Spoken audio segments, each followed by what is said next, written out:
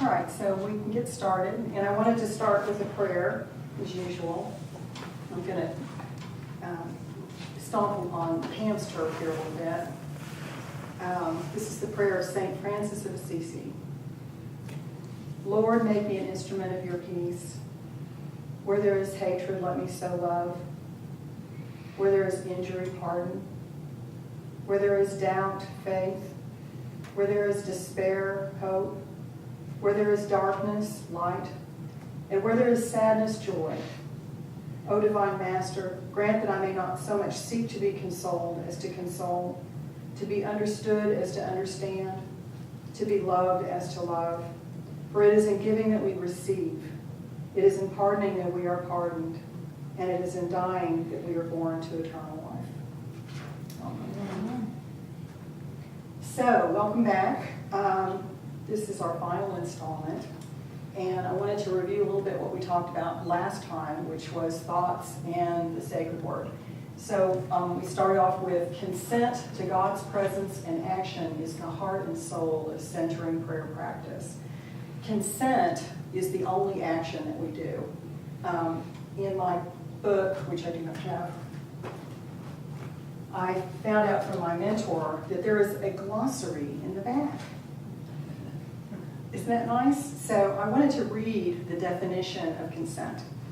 It's an act of the will expressing acceptance of someone, something, or some course of action, the manifestation of one's intention. So if we look at intention, intention is the choice of the will in regard to some goal or purpose. So intention is a choice, and consent is an action of the will. The presence and action of God, the presence is the divine connection that we're born with. We're always connected with God. We may not feel that presence. We may be angry at that presence, but that presence is always still there. When we do centering prayer, we can connect with that presence. And then the action, we have to let go of our action so that God can act within us.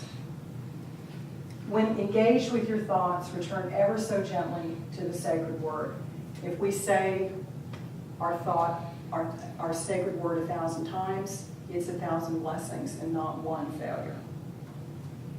Once you grasp the fact that thoughts are not only inevitable, but an integral part of the process of healing and growth, initiated by God, you will be able to take a friendlier attitude towards them. So we're not going to have a blank mind.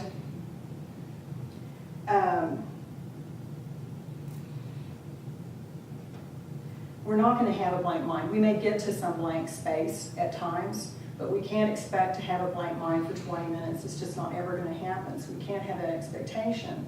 But the thoughts and the silence that are a part of centering prayer are both a part of the healing process, both the thoughts and the silence. Progress in centering prayer does not eliminate thoughts, but leads to detachment from all thoughts. This is a practice in letting go. And that's what we're trying to do, is just let go. Thoughts do not interrupt this prayer unless you deliberately engage them. As we establish the centering prayer practice, we let the thoughts come and we let them go.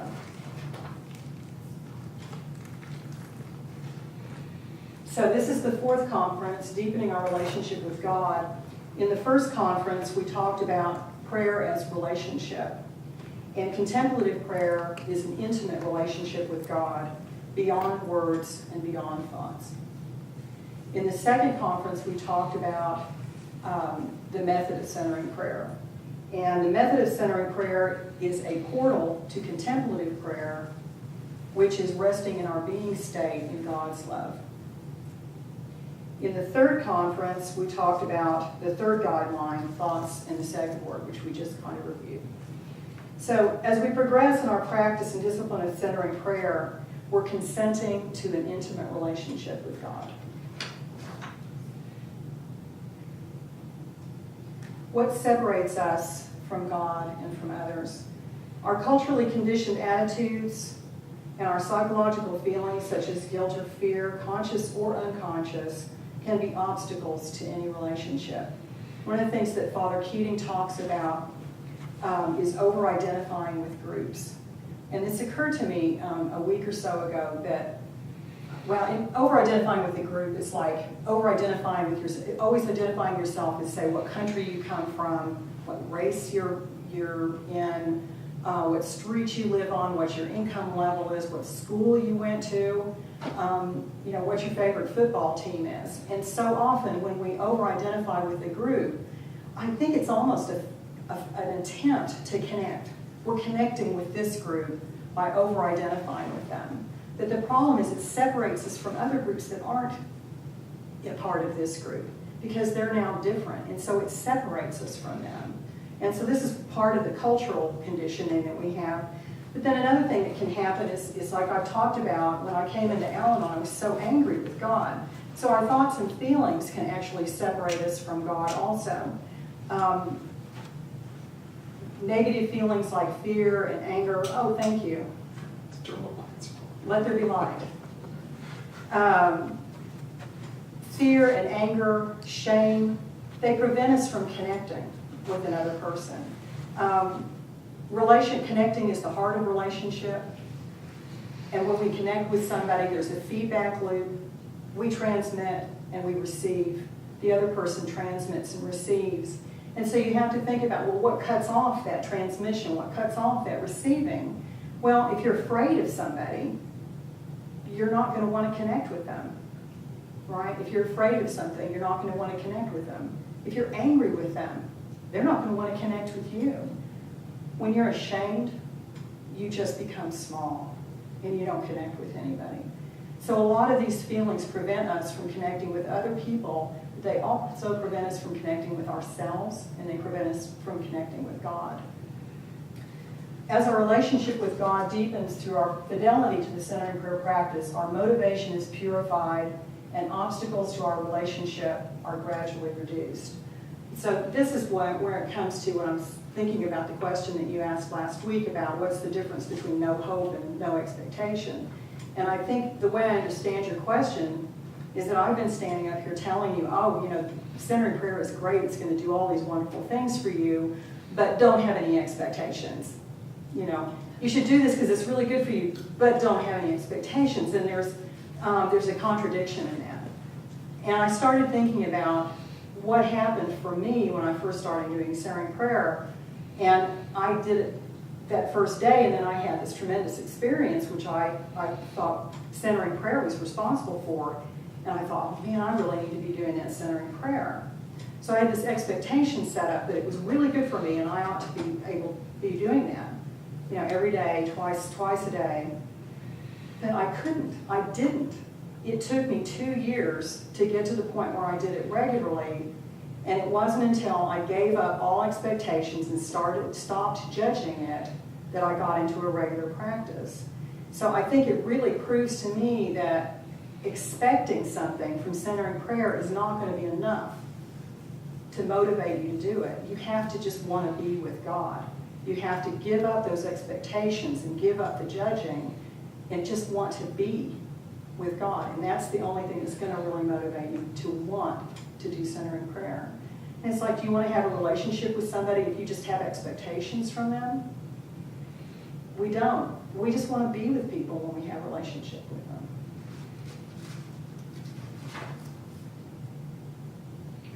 Reducing obstacles through the sacred word. Each time we return to our sacred word, we open to the Spirit to gradually reduce the unconscious obstacles to a deeper relationship with God and with others. And again, saying the sacred word is a blessing and not a failing. I believe that one of the things that we do is that we have these hurt places that we've accumulated. I mean, nobody can get through life without getting hurt sometime. But we get these hurt places that we can't quite process. We don't know what to do with them. And I think one of the things that happens is that we get these thoughts and these feelings that kind of surround that hurt place, like a cast, like a cyst. It's trying to prevent us from feeling that hurt because we don't know how to process it. So for instance, if somebody said something to you sometime that really hurt your feelings, but whenever that memory comes up, all you think about is, I can't believe she said that to me. That was so mean. That was so rude. And so this anger and this resentment comes up, and it swirls around this hurt place and prevents you from feeling it. And I think one of the things that centering prayer can do, because it's so much a part of the practice of letting go, is that when these thoughts come up, we get into the habit, we get into the practice of letting go of these resentments, these thoughts, the resentment and these bad feelings, and it just whittles it away, and it whittles it away, and it whittles it away. And this is God working. And finally, it gets down to the center where that hurt place is.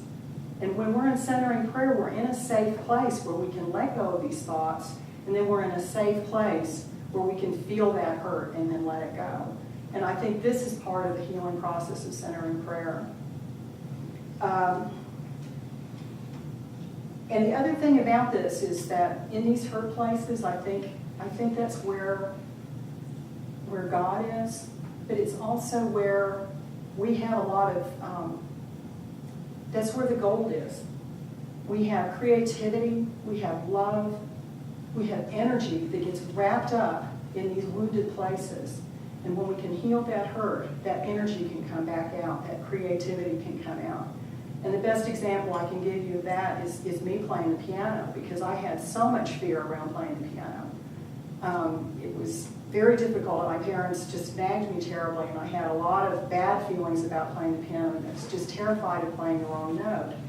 But as I have been able to let go of these fears, I've been able to play the piano more and more and more, and I've let go of a lot of those fears. I still make mistakes, but now I don't care.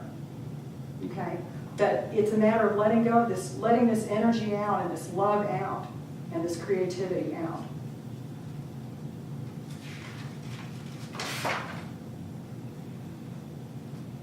The gifts of centering prayer. The gifts of centering prayer are experienced more in daily life than in the centering prayer period itself. I have an ongoing list now of the ways in which I think centering prayer is a practice. It's a practice in letting go. I believe it's a practice in opening to receive. It's a practice in not judging. It's a practice in loving oneself. It's a practice, this is an obvious one, in quieting the chatter of the left brain. It's a practice in patience. It's a practice in acceptance of our thoughts and our feelings. It's a practice of being gentle with ourselves. When we return ever so gently to the sacred word, we're being gentle with ourselves. It's a practice in feeling safe in God's loving arms. It's a practice in surrendering to God. Others may notice these gifts before we do. There was a story that I heard in this last retreat that I went to about a man who'd gone to an intro workshop, and he had made a commitment to do centering prayer twice a day for 20 minutes for a month. And so he was going to commit himself to that for a month. But he had 3 kids, and it was hard for him to find a place to do it in a time. The only place he could do it was in the bathroom. So he ended up doing his centering prayer in the bathtub twice a day for this month. So it was going along, and it was getting close to the end of the month, and he thought, well, I've been doing this, and I'm still committed to finishing out my month, but I just don't know if I'm going to do it after I finish this month. So when his wife is talking to him sometime later, she says, I don't know what you've been doing in that bathroom all this time, but whatever it is, I want you to keep it up. A greater understanding of the needs of human family emerges and leads each individual to respond with acts of mercy and compassion. I can't read that blue. Amen, I say to you, whatever you did for one of the least brothers and sisters of mine, you did for me. I believe that our relationships are a reflection of the relationships that we have with our divine self, with our divine indwelling. If we hate ourselves, we hate others. If we're angry with ourselves, we're angry with others. And I think the only thing we can do, if we want to forgive other people, we have to first forgive ourselves. if we want to love other people, we have to first love ourselves. And that's the gift of centering prayer. It begins with us. And it's the source of the divine indwelling. The source of this love, of the forgiveness, is the divine indwelling. And now my notes are reminding me that we watched the video. So let's see if I can get this going.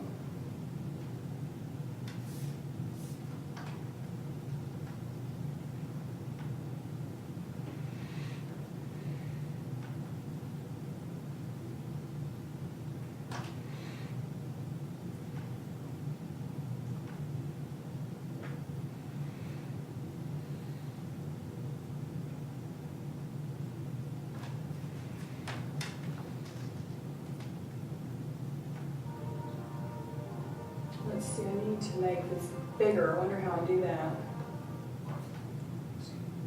That double click. Can you turn it up for me? Oh, let's see, it doesn't go through the thing, does it? Should it be going through the TV? Do you have the speakers?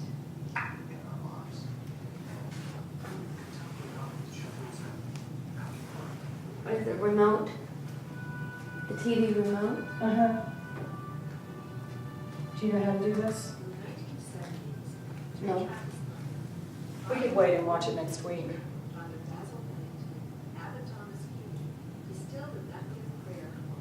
See, it's just not going through the TV. All I have is this HDMI cable, and I guess it's not going through the speaker.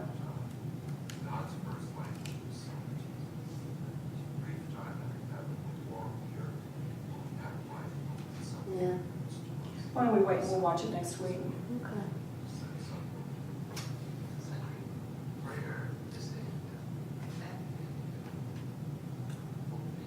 Because I know Connie's not going to be able to hear this.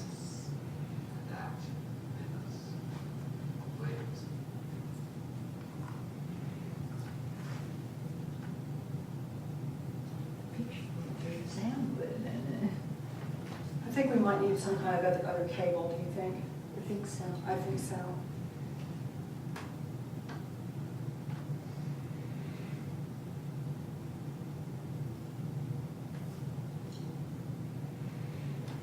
It's okay, we can just watch it next week. Practical ways to deepen our relationship with God. Practice 2 periods of centering prayer daily for a minimum 20 minutes each. If you can make a commitment to do it for a month and then keep it up, that's great. I couldn't do that. And I think it's really important to not feel like you either have to do it twice a day for 20 minutes or not at all. So what I would like to encourage is if you have trouble with this, wiggle it into your life. Don't try and force it. That doesn't help. It's just going to make things worse. It's counterproductive. So if you can find a time in the morning, say you can find some time in the morning to do it, but you're having more trouble in the afternoon, be creative. Do your 20 minutes in the morning and then try and just do 5 minutes in the afternoon. Just try and get something in. And then try and start expanding that 5 minutes. But it's really important not to quit just because you can't do twice a day for 20 minutes. You don't have to do it the way everybody else does it. You can take a while, a year or so, however long you need to wiggle it into your life. Attend the continuing sessions, okay? And join Centering Prayer Group, so check, all right? And next week, we talked earlier about finishing up the Abbott Boyle video, and then after that, I thought we could go ahead and watch the Keating videos again, those six videos. Study Open Mind, Open Heart by Thomas Keating, which we have been doing. On the abiding awareness of God. The purpose of centering prayer is not to experience peace, but to evacuate the unconscious obstacles to a permanent abiding state of union with God. Not contemplative prayer, but the contemplative state is the purpose of our practice. Not experiences, however exotic or reassuring, but the permanent and abiding awareness of God that comes through the mysterious restructuring of consciousness. In a lot of ways, God's helping us take out the trash. And we get rid of these things that we haven't been able to process. We do it in a safe place in God's loving arms. But we have this abiding connection with Him.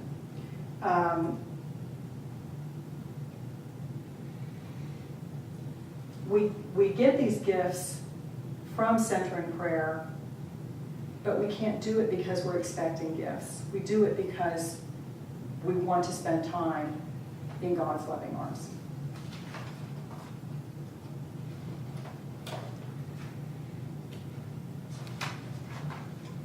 So we're back to Psalm 46:10. Be still and know that I'm God. This sentence is so powerful, but it's so simple. Be still and know that I'm God. And what it says is that we have to shut out the exterior noise, and we have to quiet our interior noise so that we can be with God, so we can hear Him, so we can listen. And I've told you this story about the itty bitty shitty committee. And I didn't coin this term, but I thought it was absolute genius when I heard it, because I absolutely could relate to this. And what I had in my head going on all the time was this infinitely long board table with all these people standing at the table, these parts of myself that were telling me what I should do, what I shouldn't do, that I'd messed this up, and what about this, and what about that. And they're yakking at me all the time. This is part of the monkey brain. But I also was aware that there was this other voice at the table, but it was a quiet voice, and it was just kind of sitting over here, and I couldn't even really see where the voice was coming from. And that was the voice that was reassuring. It was the voice that was never trying to scare me or shame me. And it wasn't an angry voice. It was a positive voice. It's going to be okay. But the voice also always told me the truth. You know, you really were kind of rude to her first. And so I would hear this voice, but it was hard to hear that voice because of all these other voices. And in the last several years, since I started doing centering prayer, a lot of these voices have just given up and walked away because I stopped listening to them.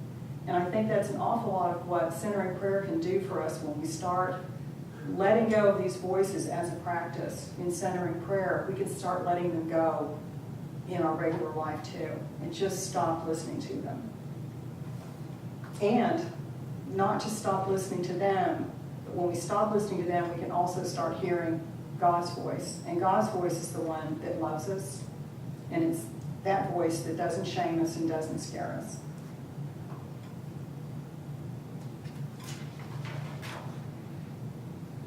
On the greatest adventure. Contemplative prayer is the world in which God can do anything. To move into that realm is the greatest adventure. It is to be open to the infinite and hence to infinite possibilities. Our private, self-made worlds come to an end. A new world appears within and around us, and the impossible becomes an everyday experience.